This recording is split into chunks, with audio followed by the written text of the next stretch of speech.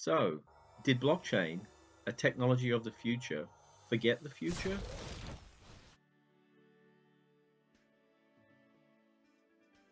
Well, that may be the case. The origin of blockchains really came from a research paper by David Chaum in 1982, and then the first public blockchain by Scott Stonether and Stuart Haber in 1991.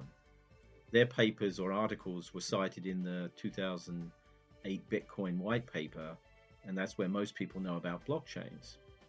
The point of the research was actually to create a corrupt, evident way of monitoring data updates so that you would know that someone hasn't gone back, or if they have gone back and changed the data, the hash links in the blockchain would be corrupt, evident of that change. So it's a way to prevent databases from being corrupted retroactively. However, the consequence of this is that blockchains are actually data sets that are from today backwards. They're backwards looking as far as history, which is good for tracking corruption of data updates.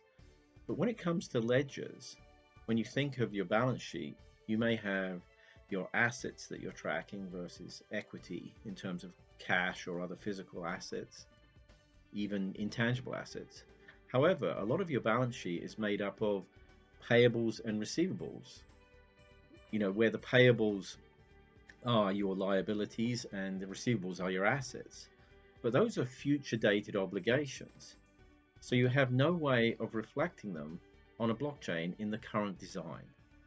And this is a problem. So when you're looking at a general ledger, you're going to have to take some of your positions from your blockchain while maintaining another general ledger for all your future dated transactions.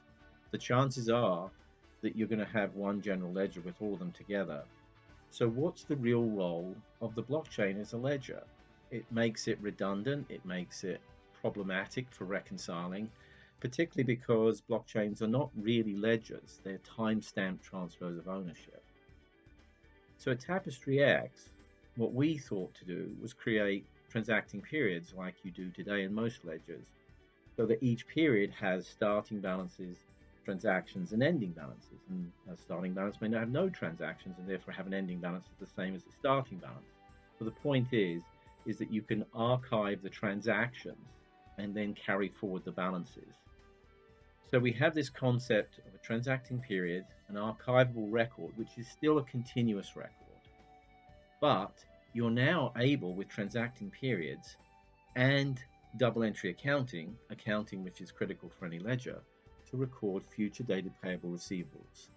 And therefore, on TapestryX, we can record all the activities of an entire balance sheet as a distributed ledger, which can be read-write into a general ledger, or it could actually be the primary ledger if you have all the assets and liabilities and equities recorded there. So, when you're thinking about your blockchain, think about your future. Thank you.